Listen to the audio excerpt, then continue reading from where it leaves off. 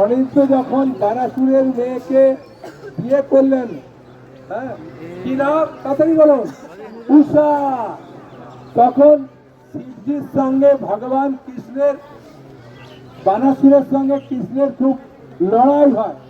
যেহেতু শিবজি হচ্ছে বানাসুর শিবজির অত্যন্ত প্রিয় ভক্ত, সেই জন্য বানাসুর গিয়ে শিবজিকে বললেন, প্রভু আমি আপনার এতদিন ধরে আরাধনা করলাম, এখন ভগবান কৃষ্ণ তার নাতি আমার মেয়ের সঙ্গে বিয়ে হয়েছে, এরমভাবে বলপূর্বক আহরণ করেছে আমার মেয়েকে, তার সঙ্গে আমি যুদ্ধ করছি, আপনি কি আমার দলে অংশগ্রহণ করবেন না? শিবজি বললেন, হ্যাঁ হ্যাঁ তুমি আমার ভক্ত, আমি লড়বো কৃষ্ণের সঙ্গে।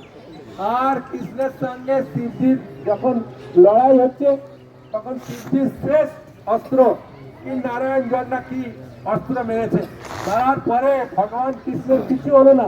তখন ভগবান কৃষ্ণ বললেন, শিব তোমার কৈলাসকে আমি পুড়িয়ে দিলাম।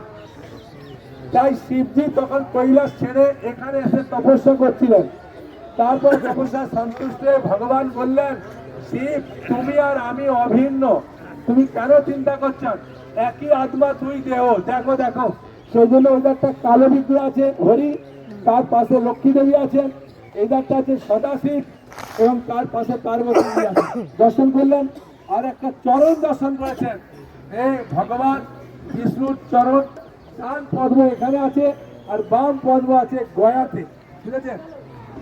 আর জগন্নাথ আছে, এর পাশে এখানে অলকানন্দ আছে, এটা হচ্ছে অভিন্ন বারাণসী।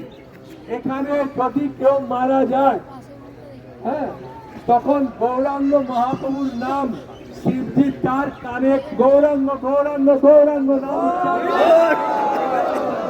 উচ্চারণ করে। গৌরাঙ্গ গৌরাঙ্গ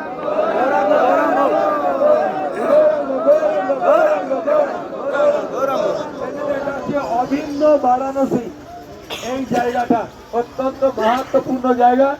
এই জায়গায় আপনারা এসেছেন, হরিহরকে দর্শন করেছেন, অলকানন্দকে দর্শন করা যাবে না, অলকানন্দকে এখান থেকে প্রণাম করে নেন।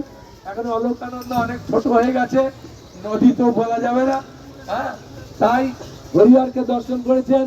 গদাধরে ভগবান গদাধর তার পাদপদ্ম দর্শন করেছেন, জগন্নাথ দর্শন করেছেন, পরে শিবজি আছেন, আর এখানে হনুমান মন্দির পরে স্থাপিত হয়েছে। সেই হরিহর ক্ষেত্রে আপনারা এসেছেন, হরি আর হর সেই জন্য সময় কত